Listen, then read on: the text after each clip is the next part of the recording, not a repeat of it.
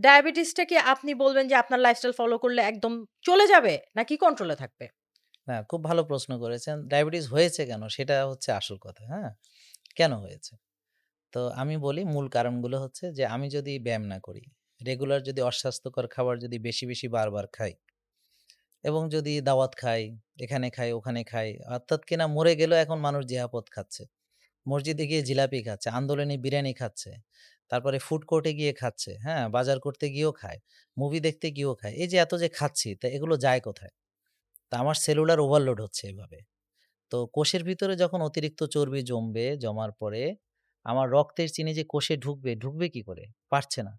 তো এখন আপনি তো ভাত খাচ্ছেন, রুটি খাচ্ছেন, ফল খাচ্ছেন, দুধ খাচ্ছেন, চিনি খাচ্ছেন, যাই খাচ্ছেন। হুম, এই খাবারগুলো থেকে যে রক্তের চিনিটা আসছে, তো রক্তের চিনিটা যদি কোষে ঢুকতে না পারে, রক্তের চিনি তো বেশি থাকবে। তো তখন আমি যদি রক্তের চিনি মেপে দেখি আপনার রক্তের চিনি ধরেন খালি পেটে পেলাম ১২, তাহলে আপনি ডায়াবেটিক। হুম, তো এখন আপনি কি জন্মের পরে ডায়াবেটিস ছিলেন? তা আপনি কি ছোটবেলায় ডায়াবেটিস ছিল? তো এখন আপনি এই অনিয়মগুলো করেছেন, এখন ডায়াবেটিস হয়েছে। তো এখন কোষ ভরাট করা যায় কিভাবে? বেশি খেয়ে, বারবার খেয়ে, টেনশন করে, রাত জেগে, ব্যায়াম না করে, অনিয়ম জীবনযাপন করে। হ্যাঁ? এবং আ রোদে গেলাম না, ঘাসে হাঁটলাম না, কোনো ডিসিপ্লিন নাই, নিজের প্রতি কোনো যত্ন নাই।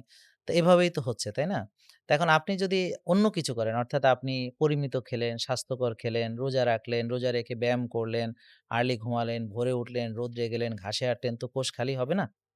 তো কোষ যে ভরে গিয়েছিল, এখন কোষটা কি খালি করা সম্ভব? তাহলে সম্ভব কি? আমি রোজা রাখছি, ব্যায়াম করছি, আমার ওজন কমছে। হুম, যেই চর্বিটা আমি জমাইছিলাম সেটাকে আমি বার্ন করছি। এটা কি সম্ভব কিনা? সম্ভব, তাই তো? হুম।